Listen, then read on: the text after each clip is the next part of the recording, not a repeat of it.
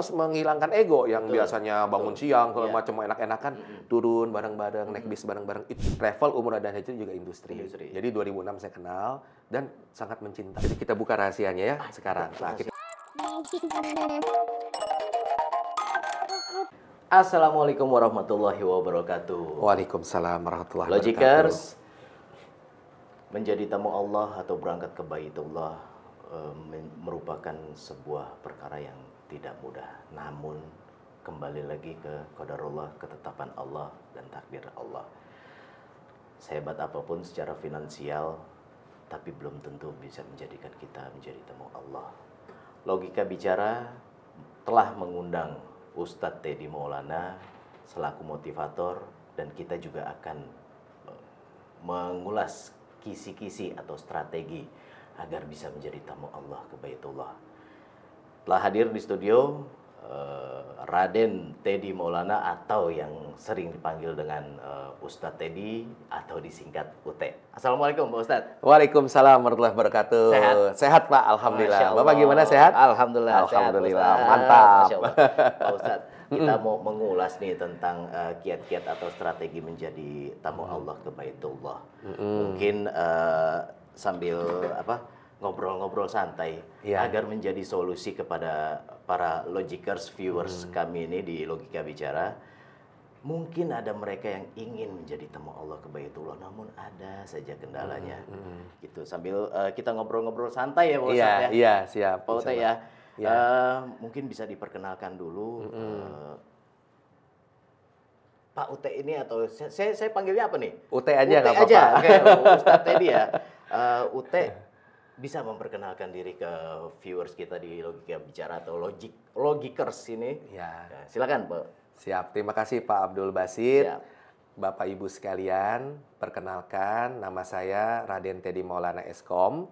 Alhamdulillah hari ini dapat kehormatan nih dari Allah. Logika Berbicara, Masya Allah. diundang untuk bisa berbagi pengalaman. Saya nggak punya ilmu Pak, cuma kalau pengalaman insya Allah bisa dibagi ya. Yang punya ilmu cuma Allah. Betul. Sepakat. Jadi dengan izin Allah, alhamdulillah saya mengenal dunia travel umroh dan haji ini dari tahun 2006 Pak. Wih.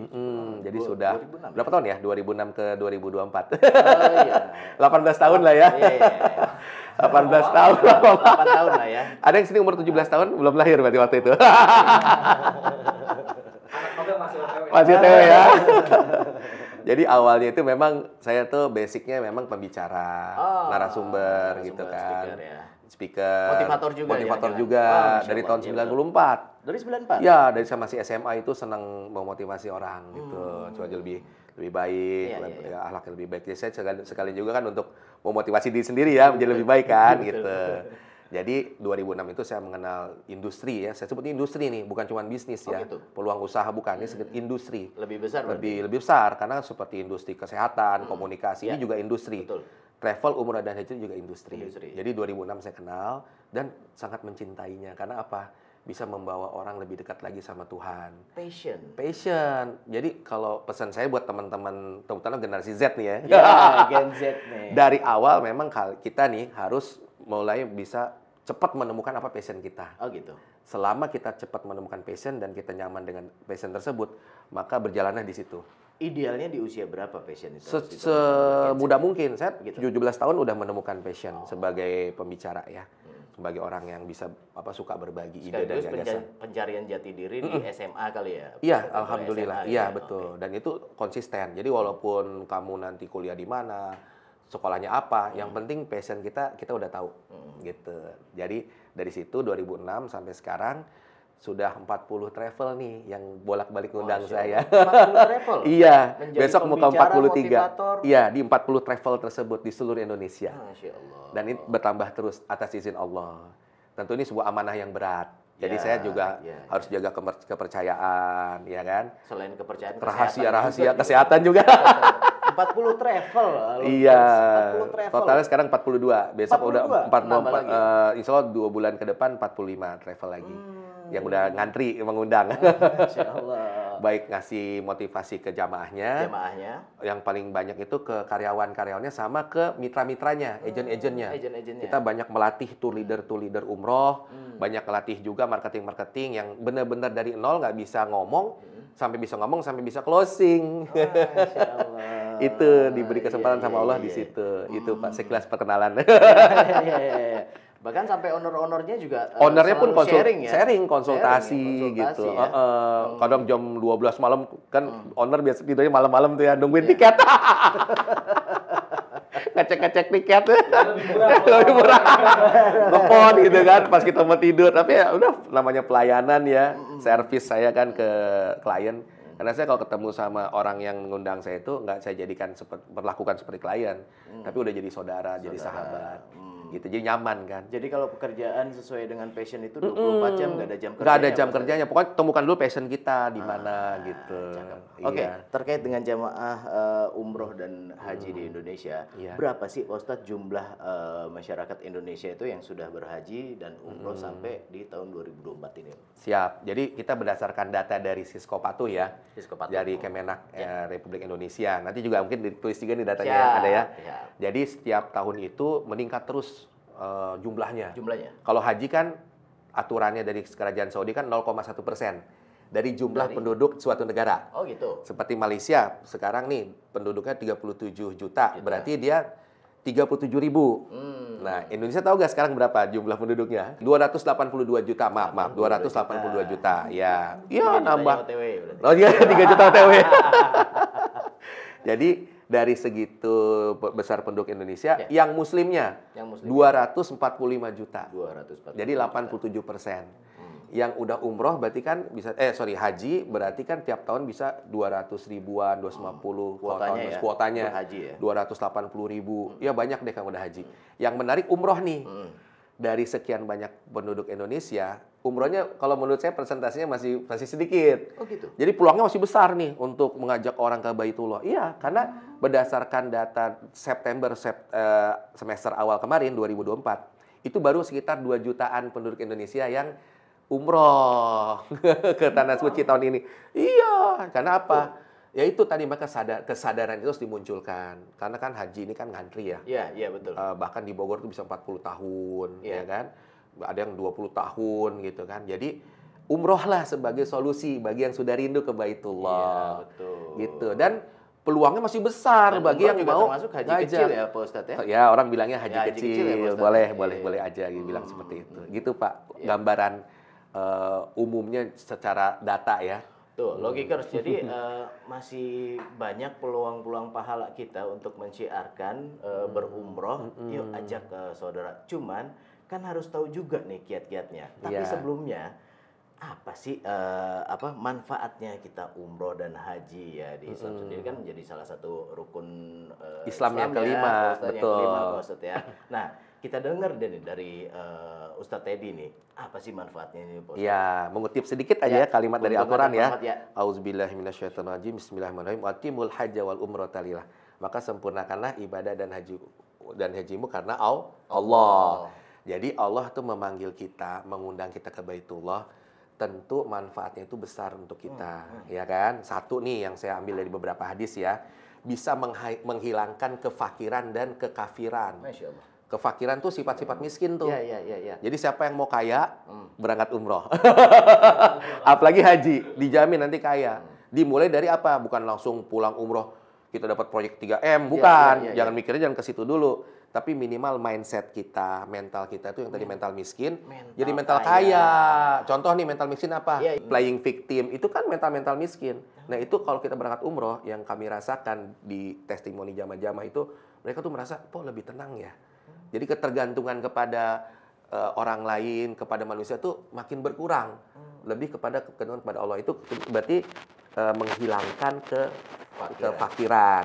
Kalau kekafiran ya tentu saja akan dikuatkan akidah kita sama Allah Subhanahu wa taala. Jadi seperti kalau di hadis itu digambarkan seperti hancurnya karat dari logam. Kebayang kan? Ada logam, karatan, kalau supaya dihilangkan karatnya kan pakai cairan kimia tuh. Sampai berasap-asap tuh. Nah, itulah. Di selain itu juga keuntungan kita berangkat umroh atau haji menghilangkan dosa-dosa. Pak Ustadz, Ya. selain keuntungan pribadi bagi yang berangkat atau beribadah umroh dan haji, ada nggak keuntungan yang didapat baik dari keluarganya, misalkan anaknya, istrinya, dan yang lainnya? Bisa diceritakan nggak Pak Ustadz? Oh iya, tentu saja Pak Dul Basit ya. Ada keuntungan namanya keuntungan sosial. Orang kan kalau umroh itu kan haji pakai baju ihram tuh. Iya betul. Nah, di situ ada namanya unsur persamaan sosial. Jadi kita saling mengenal, ya kan? Yang biasanya kita tuh mungkin terlalu egosentris, terlalu ya. individual, dengan kita jalan bareng-bareng rombongan. Satu jamaah itu kan dengan karakter berbeda-beda dan dengan mungkin latar belakang yang berbeda-beda kan. Kita akan belajar bagaimana berkomunikasi dengan orang lain. Bukan cuma dari bangsa Indonesia aja, dari bangsa lain gitu kan. Di situ hikmahnya, kumpul dalam satu tempat, bayangin aja. Itulah kenapa hikmahnya satu tempat itu jadikan tempat ibadah oleh Allah Subhanahu wa taala supaya ada persatuan umat. Itu. Dan ada kepedulian kita ke saudara-saudara kita yang lain. Kan kalau satu rombongan nih misalkan ada yang sakit, kita kan jadi ikut empati, ikut ngebantuin gitu kan. Atau misalkan kita tuh udah janjian nih kumpul di bawah di lobi jam 7, kita mau ke city tour. Kan harus menghilangkan ego yang biasanya bangun siang kalau macam enak-enakan, turun bareng-bareng, naik bis bareng-bareng, itu besar sekali Secara manfaatnya. tidak langsung Mendisiplinkan diri dan peduli sama orang lain. Yang biasa cuman tegur gue dong. Di sana kan nggak bisa. Bayangin aja kita 9 hari jalan umroh terus dia merasa pengennya ditegur. Nah, dia harus menegur orang lain dulu. Nanti pulang itu dengan siapapun dia akan berani negur duluan, membuka diri. Itu hikmahnya luar biasa. Nah, biasanya yang seperti itu didapat secara teoritis dan prakteknya itu di manasik ya Pak Ustadz ya? Kalau manasik itu kan memberitahu rukun-rukunnya, tata caranya kan gitu. Justru setelah manasik itu praktek di tanah sucinya, jadi kembali lagi ke jamaahnya masing-masing. Mau nggak mempraktekkan? Misalnya tadi ya, kalau sholat jangan sendiri-sendiri ke masjid, bareng-bareng. Mau ngobrol dengan orang lain. Kan dari obrolan-obrolan itu kan bisa terbuka peluang-peluang kan? Bisnis, segala macam, rezeki. Ya itu yang kata Rasulullah, dengan menjalin silaturahmi akan menambah rezeki. Di situ. Jadi makanya umroh tuh membuka pintu rezeki. Nggak menutup kemungkinan ketemu klien, ketemu mungkin, wah saya punya kebutuhan ini, dipenuhi sama jamaah ini. Itu sering sekali terjadi. Bener nggak, gitu. Ini pertanyaan. Transfer ilmu, transfer macam-macam, ya pengalaman. Pengalaman pribadi nih Pak Ustadz tanya ya, bener nggak sih kalau misalkan kita umroh tuh kan, nanti uang umroh kita diganti sama Allah? Itu benar, materi. ada hadisnya. Nah, ada nggak sih? Secara materi dan non materi. Secara materi dan non materi. Janji Allah luar biasa. Itu benar. Allah akan mengganti semua biaya yang dikeluarkan untuk umroh dan haji. Ada hadisnya. Logikers diganti. Diganti. Sekarang gini, misalkan saya punya mobil bekas nih, Kijang tahun 96, misal gitu kan. Kan harganya mungkin 70 jutaan. Saya bilang, Pak Dul Basit, saya jual ya 200 juta, mahal nggak? Mahal. Tapi kalau saya bilang ada belakangnya nih, tapi habis beli 200 juta, saya ambil lagi 400 juta. Jadi murah nggak? Double-double keuntungannya dong. Iya, memang kesannya kayak yang dikeluarkan gede ya, padahal gantinya itu lebih banyak. Cuman kita nggak boleh nagih sama Tuhan, sama Allah, harus ikhlas. Ntar pulang umroh ditungguin seminggu, mana rekening gue kok nama-nama. Ya itu kembali lagi. Nggak boleh, tapi ya percayalah kalau memang mau berhitung, hitunglah. Pasti kamu akan mengalami kesehatanmu dijaga, dijauhkan dari kecelakaan. Udah gitu juga dari bisnis juga kita lebih amanah, itu keuntungan yang tidak ternilai. Iya, betul. Di situ digantinya sama Allah itu. Yang utama dijauhkan dari kefakiran. Kefakiran itu. Mental itu udah rezeki yang besar tuh. Luar biasa, iya, Pak Ustadz. Dari mental negatif gitu kan, gitu. Oke, Pak Ustadz. Kan impian semua orang untuk beribadah ke Baitullah. Betul. Ada nggak sih Pak Ustadz ini rahasia cepat biar dipanggil ke Baitullah? Oke, sebelum saya jawab ke rahasianya, kita ketahui itu konsep rezeki ya. Oke. Nah, jadi banyak orang kan punya sudut pandang nih melihat kehidupan ini. Kalau saya punya sudut pandang, alhamdulillah saya pegang teguh yang membuat saya sampai hari ini menjadi tenang terhadap tentang rezekinya. Jadi kita ini kan nggak pernah minta dilahirkan ke dunia. Pernah minta nggak? Betul, nggak. Minta dong dilahirkan dari ibu ini, nggak pernah kan? Dengan izin Allah kita diterima. Saya membayangkan alam semesta ini adalah sebuah perusahaan besar. Sebuah company besar. Dengan komisaris utamanya, pemiliknya, ownernya bernama Allah Subhanahu wa Ta'ala. Dan kita ini adalah orang-orang yang direkrut datang ke perusahaan dia. Gitu, saya membayangkan seperti itu. Nah, namanya orang sudah di-apply, kayak sekarang kita kalau ngelamar kerjaan itu kan lihat panjang lebar kan, orang antrinya lama. Iya betul. Ya kan? Tapi kan ada diterima, ada yang tidak diterima. Nah, dulu kita belum diterima, jadi warga alam semesta. Alam semesta. Kita sekarang udah diterima nih. Berarti kan kita harusnya mengikuti apa yang sesuai aturan dari direktur itu kan, direktur owner alam semesta ini. Ketetapannya. Ya, sekarang kalau misalkan kita lihat nih, di perusahaan aja ada statanya kan. Ya, betul. Ada dari office boy, ada security, ya kan, ada manajemen tingkat awal, staff. Tentu kan beda-beda. Ya. OB nggak boleh dong iri sama gajinya manajer. Ya. Gaji manajer misalkan 15 juta, OB mungkin di bawah itu. Nggak boleh ngiri, sesuai dengan kapasitasnya. Ya. Nah, gimana supaya kita bisa naik tingkat? Kan ada ujian-ujiannya. Iya, betul. Siapa yang bisa melewati ujian itu, maka insya Allah rezekinya ditambah. Tapi ingat, rezeki itu sejak kita sudah 4 bulan dalam rahim kita kan, kita ketahui sudah ditentukan. Ya. Yang bisa merubah hanya Allah, termasuk rezeki umroh dan haji ini. Jadi kalau kita pengen, ini konsep dasarnya dulu ya, cara berpikirnya, pengen dikasih rezeki yang lebih sama Allah, ya berarti kita melakukan sesuatu yang bikin Allah senang. Iya, betul. Bikin sesuatu yang bikin Allah jadi bangga sama kita.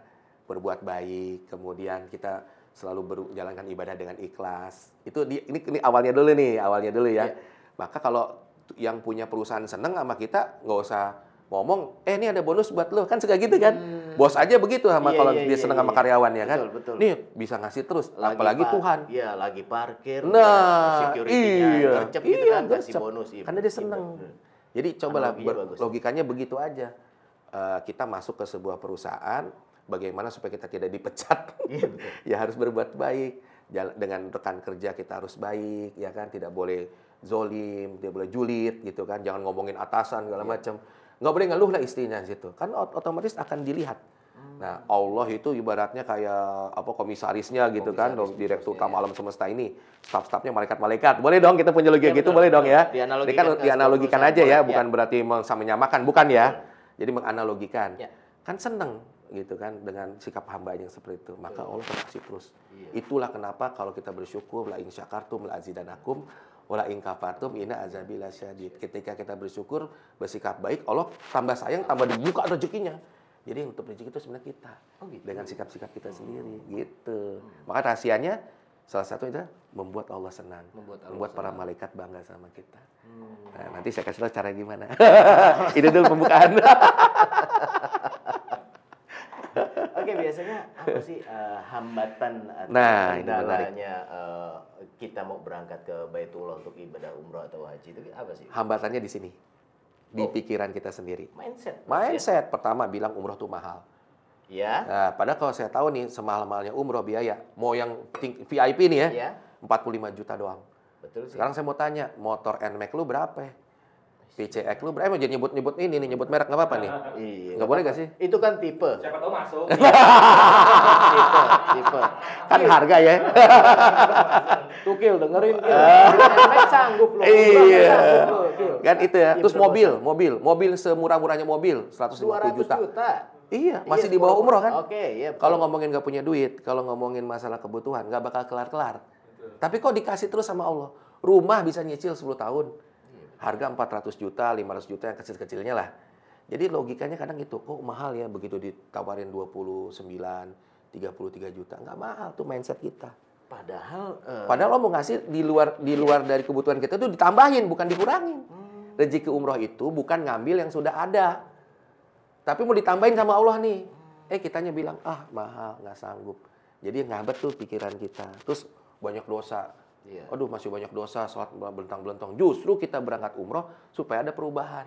Supaya diampuni dosa-dosa kita. Kenapa takut? Takut di sana dibalas sama Allah begini. Loh kok jadi kejam pandangan kita sama Tuhan? Agak curhat sedikit boleh? Boleh. Itu yang saya alami di Iya. 2017. Mau ke sana antara takut. Iya. Saya ini ya Allah Maha menutup aib. hambanya. Iya, betul. Jangan ceritain ya. Iya. Saya agak takut ke sana. Apakah perbuatan saya di sini nih akan dibalas di sana? Iya. Itu loh Pak Ustadz yang pernah menjadi ganjalan saya pada saat saya mau berangkat. Itu manusiawi nggak sih Pak Ustadz? Perasaan seperti itu disyukuri. Harusnya dengan perasaan, iya kan berarti kan merasa banyak dosa, bagus itu hidayah dari Allah. Saya banyak dosa ya Allah, saya banyak kekurangan. Kan harusnya bersyukur. Takut, tapi jangan dilanjutkan untuk memutuskan berangkat atau tidak. Yang salah itu melanjutkan apa namanya tuh suuzonnya itu. Jadi gara-gara saya ini takutnya saya nggak dipanggil sama Allah. Jatuhnya suuzon ya. Jadi suuzon sama Allah. Kan Allah bilang datanglah kepadaku. Salah satu adabnya tamu-tamu Allah ke Baitullah apa? Dia berdoa kepada Allah dan Allah kabulkan. Ini yang sering banyak orang nggak paham. Sebesar apapun dosa kita, Allah senang mengabulkan mengabulkan doa-doa kita dan menghapus dosa-dosa kita. Jadi kita tuh umroh itu berdoa, sholat aja doa, umroh juga isinya doa semua. Di situ Allah yang mengampuni, gitu. Terus ada usaha nih, ya kan? Kalau selama ini kan hambatannya nggak ada usaha sama sekali. Udah kita suuzon, nggak ada usaha sama sekali. Iya sih. Gitu. Doa itu kan harus diiringi dengan ikhtiar. Iya, betul. Ntar saya kasih contoh. Orang-orang suci yang pernah ada di agama kita ini, yang dipelajari di agama kita, bagaimana mereka tidak hanya mengandalkan kesucian mereka, tapi juga ada ikhtiarnya. Ntar saya kasih tahu. Pak Ustadz, tadi kan ada sempat di sounding dari Pak Ustadz itu terkait dengan orang-orang suci yang memang doa itu diiringi dengan ikhtiar kan. Betul. Nah, seperti apa sih Pak Ustadz? Ya, kita ambil contoh ya. Nabi Yusuf, waktu dia dimasukkan ke sumur oleh saudara-saudaranya, kan dia bertawakal pada Allah kan. Dia nggak tahu apa yang akan terjadi ke depan.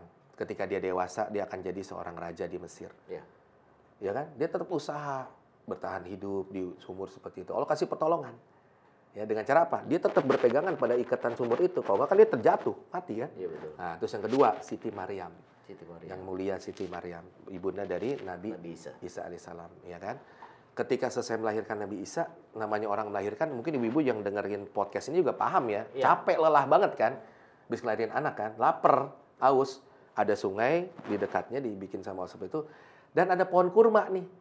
Tapi kan Allah kan nggak langsung, wahai Jibril, turunkanlah biji-biji kurma langsung bruk. Siti Maryam suruh apa? Goyang-goyangin. Ini saya pernah iseng nih pas lagi Siti tur ke kebun kurma. Gue goyang-goyangin tuh pohon kurma. Nggak bergerak, bro. Boro-boro jatuh itu, Pak. Nggak bergerak.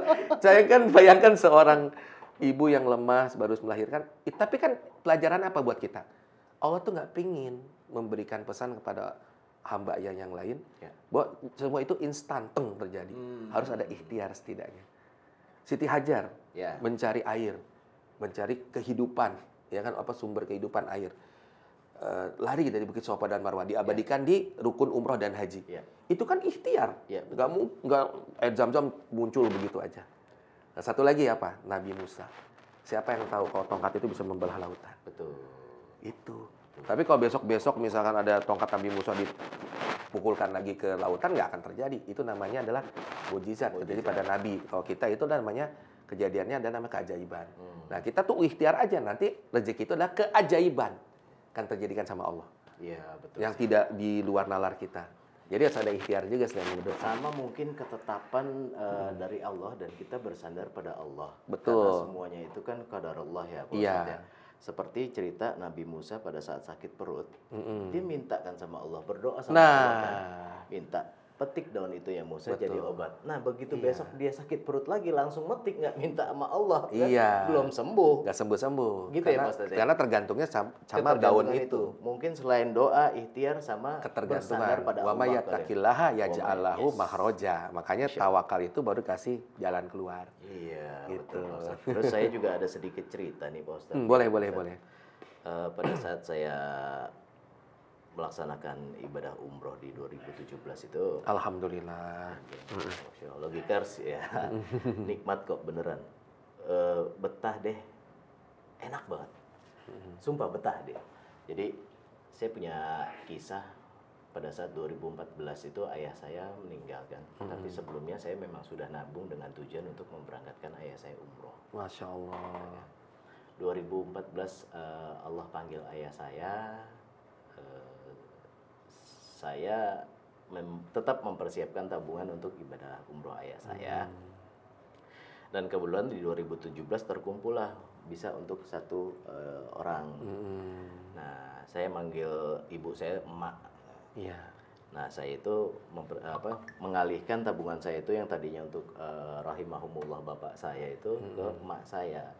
Tapi kebetulan emak saya nggak berkenan Pak Ustadz. Pada saat saya sampaikan, emak berangkat ya emak, saya bilang gitu kan. Iya. enggak leh, kamu yang berangkat. Loh, kenapa mak? Salah saya apa? Ini rezekinya halal mak, basi nabung dari keringat gitu kan. Iya. Enggak leh, kamu kan sudah pernah ngomong di depan jenazah bapak, kamu mau ketemu di Mekah. Qadarullah pada saat saya badalkan ayah saya, Iya. secara rasa dan fisik bahkan Iya, saya Masya gandeng almarhum bapak saya. Subhanallah, Masya Allah. Sorry logikers, agak-agak melankolis saya kalau teringat soal itu. Allah maha hebat dalam mengatur segala. Ini benar-benar pengalaman pribadi saya. Ya itulah yang saya alami, bahkan sedikit ucapan atau doa yang memang dari hati itu kun fayakun. Iya, betul. Sorry logikers, jadi agak dan agak itu gini. kisah-kisah tersebut memang sering terjadi ya. Iya, Pak Ustadz. Kalau kita udah ngobrolnya secara pribadi ya. Ya. Boleh percaya boleh tidak, tapi kan orang pernah mengalami. Kita orang yang dari luar mereka itu ya boleh percaya boleh tidak. Kalau saya sih percaya, gitu kan. Nggak mungkin orang masa di tanah suci kemudian cerita yang enggak gitu, nggak mungkin. Tapi kesimpulannya apa? Allah ingin menunjukkan kebesarannya kepada yang telah melewati ujian tersebut. Kan mau berangkat umroh kan ujiannya besar tuh, ragu, suuzon lagi sama Tuhan kan, mahal nih gimana saya masih banyak dosa. Setelah kita lewatin itu semua, bisa mengalahkan ini kita sendiri, prasangka kita sendiri, Allah kasih hadiah itu. Mungkin nggak Pak Ustadz, para logikers ini yang mau mengisahkan tentang kejadian yang bisa dibilang apa sih kalau kejadian Kalau yang itu saya alami keajaiban, kalau di manusia itu namanya keajaiban. Keajaiban itu ke komentarnya di Logika Bicara, di YouTube-nya Logika Bicara, dikomentarin nanti kita jembatani ngobrol sama Insya Allah. Pak Ustadz Teddy. Boleh banget. Gitu. Oke, lanjut kembali ke pertanyaan berikutnya nih. Agak sedikit melo gitu nih kan. Agak sedikit belok. Pak Ustadz, kan mungkin ada beberapa orang yang contoh kayak saya, Akil dan teman-teman yang lainnya pengen juga selain berangkat kita juga mensiarkan atau mengajak lah. Oh, itu bagus banget niatnya. Apakah ada potensi yang win-win nih kita siap. Jadi kalau misalkan saya ngajak, insya Allah doanya mereka juga sampai ke kita, sampai kita berangkat juga, dan apakah ini bisa menjadi potensi keuntungan juga bagi yang mensiarkan, Pak Ustaz? Siap. Jadi teman-teman semua ini sebuah berita baik ya. Kita kan dari awal sudah mengatakan ini sebuah industri ya. Yes. Jadi kalau kita mensiarkan Baitullah, ngajak orang ke Baitullah, orang kemudian daftar ke travel, itu jangan dibilang membisniskan haji dan umroh, nggak boleh. Yang bilang itu sih. Karena kan ibadah itu nggak bisa dibisniskan. Seperti contoh kita mau tawaf, nggak ada biayanya 100 real buat 2 seri tawaf, nggak ada. Iya betul. Iya, nggak ada. Tawaf gratis. Yes, gratis. Cuman kita kesana kan butuh pesawat, butuh pembimbing, pembimbing punya keluarga, harus ada yang ditinggalkan, kerja ibaratnya gitu kan. Jadi yang dijual itu di bisnis travel umroh dan haji adalah tiket pesawat yang dibisniskan, hotel yang dibisniskan, pembimbingnya juga kan harus dibayar, makan emang kita seneng nggak makan, ya kan, termasuk hotel, makan, bus, semuanya itu yang dibisniskan dan itu halal, ya. Oke, selanjutnya untuk teman-teman lihat deh potensinya. Tadi saya bilang 1,2 juta, baru 2 jutaan orang yang berangkat umroh tiap tahun. Padahal penduduk Indonesia muslimnya Masya Allah sampai 245 juta. 245 juta. Iya, taruhlah yang dewasa ya, misalkan 180 jutaan. Kan peluangnya besar banget. Iya sih. Penduduk Indonesia yang belum berangkat umroh, apalagi haji yang menunda lama masa tunggunya. Jadi travel itu, terutama di travel-travel yang saya kenal ya, kan saya kan tidak bernaung di satu travel nih. Ini penegasan nih. Saya tidak bernaung di satu travel. Iya. Ya, karena saya ingin menjadi rahmatan lil alamin, rahmat buat semuanya. Independen.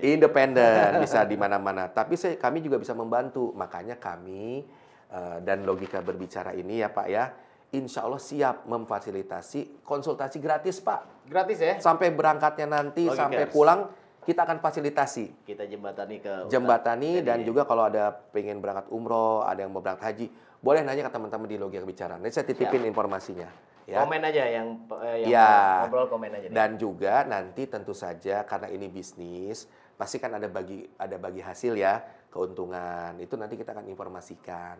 Ya, Iya, biasanya ada. saya potong, Iya, Pak Ustadz. ada. Biasanya kan kalau ada travel umroh itu bawa jamaah 10 gratis 1. Ada yang Gitu seperti ya? itu, ada. Nanti kita sesuaikan dengan apa yang diberikan kepada kita, kan gitu. gitu kan. Iya.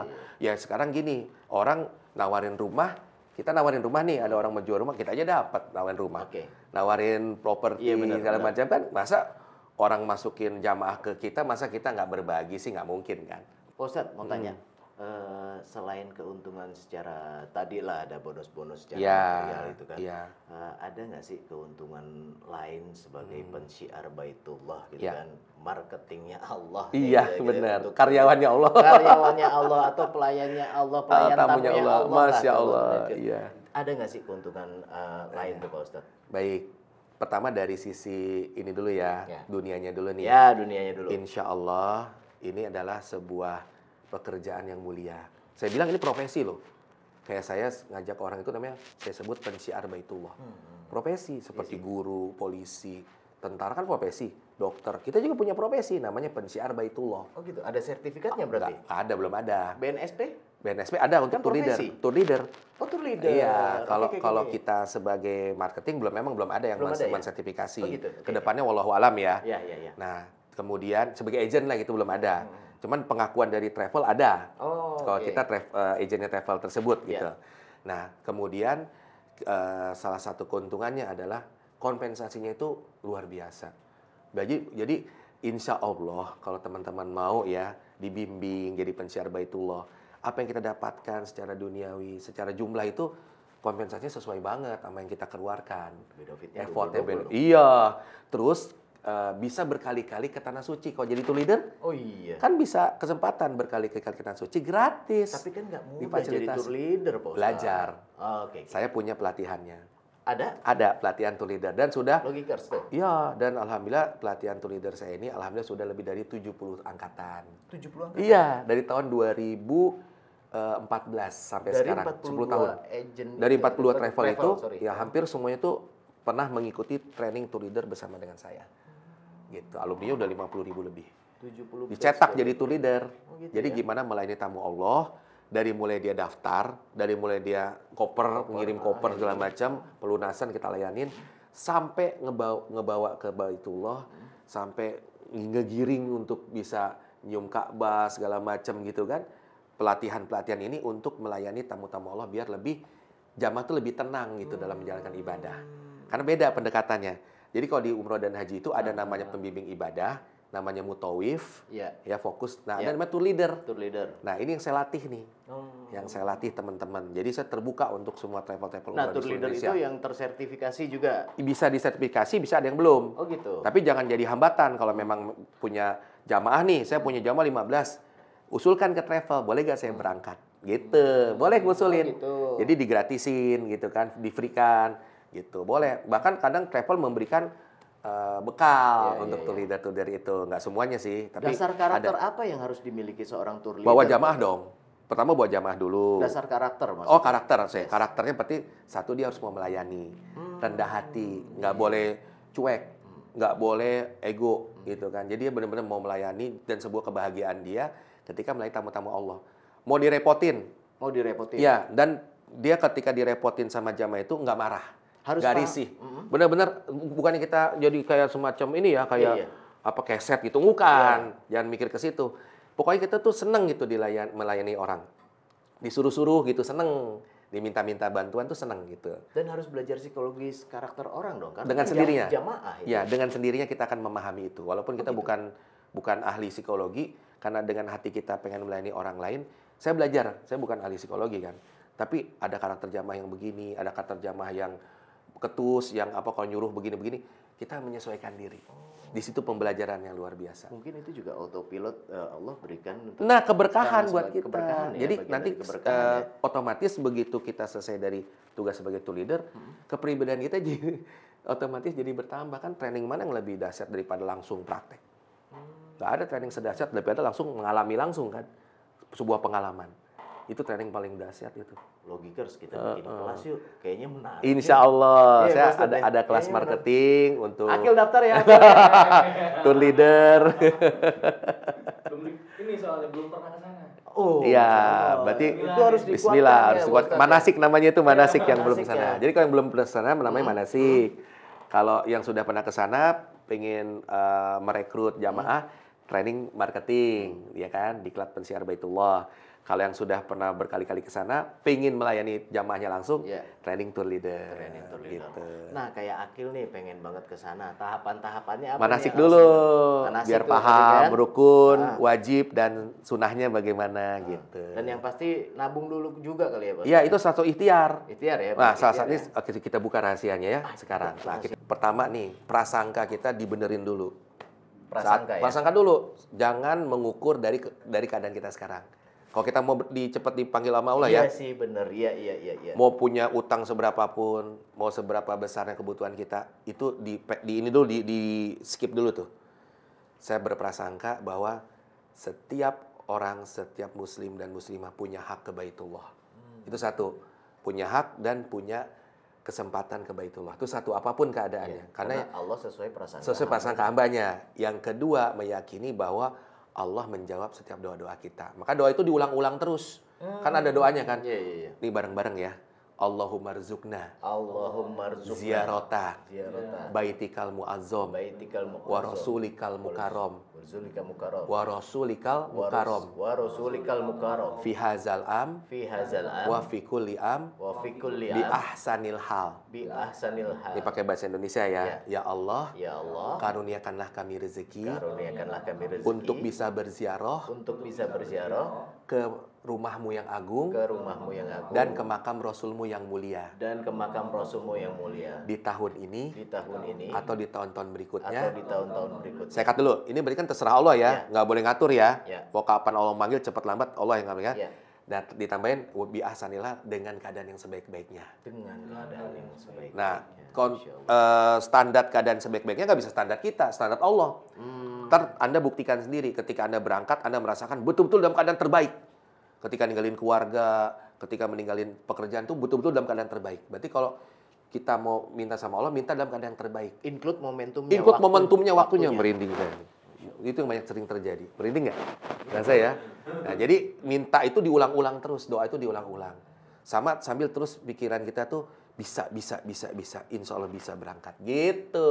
Jadi tetaplah berhusnuzon. Tanpa berhusnuzon dulu. Nah, kemudian ada lagi cara yang ketiga nih. Apa itu, Mas Latif? Dengan kalimat Indonesia ya. Ya. Ya Allah, ayo Ya bareng-bareng. Allah, Ya Allah. ayo Izinkan saya izinkan menjadi saya tamumu menjadi tamumu ke Baitullah, ke Baitullah, baik melaksanakan umroh maupun haji, baik melaksanakan umroh maupun haji dengan cara engkau, bukan dengan cara saya. bukan dengan cara saya. Kuncinya di situ. Kuncinya di situ ya. Iya, bukan dengan cara kita. Cara kita cuma nabung, kemudian mendaftar. Ya, mendaftar penting juga ya. Iya. Jadi jangan sampai kita kalau udah punya mental seperti ini nggak daftar-daftar, cari travelnya. Kita mau kemana kalau nggak dapat travel kan di Indonesia kan? Buruk Gitu. pakai ya. Oh iya. Tokil, daftar. Ya. Insya Allah. Berapapun yang kita azamkan, mau 1 juta, 2 juta, 3 juta, bayarin dulu, daftarin dulu, serahin KTP ke travel yang kita percaya gitu. Kalau bingung nyari travelnya kemana, ya nanyanya ke Pak Ustadz Teddy atau nanya ke Logika teman-teman lagi bicara. kalau bicara. Kita kasih tahu nanti sesuai dengan fasilitas. Kayaknya seru kalau kita bikin kelas ya, Pak Ustadz. Boleh, bismillah. Kita syiar bareng. Siar bareng. Belum dikasih tahu nomor HP-nya nih, Ustaz. Oh iya.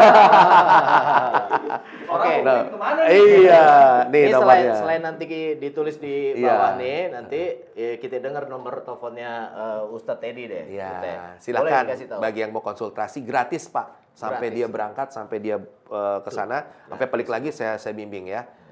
Bimbingnya bukan berarti saya harus ikut terus, enggak. Minimal dikasih tahu fasilitas-fasilitasnya, dibimbing bagaimana caranya gitu ya. Kalau kebetulan saya bisa ikut, alhamdulillah. Tapi kalau enggak ya nanti kan dititipkan ke ustadz-ustadz yang sudah siap dengan tugasnya. Seandainya gitu kan. ada perusahaan atau company yang mau Mau ngundang saya juga bisa, gitu ya, bimbing bisa bisa. ya. Di nomor saya di 0852 0852 82 82 100 100 888. Wih, nomornya Iya. Cantik gitu. Banyak angka samanya ya. Iya, amin. Gitu Pak, Oke. insya Allah.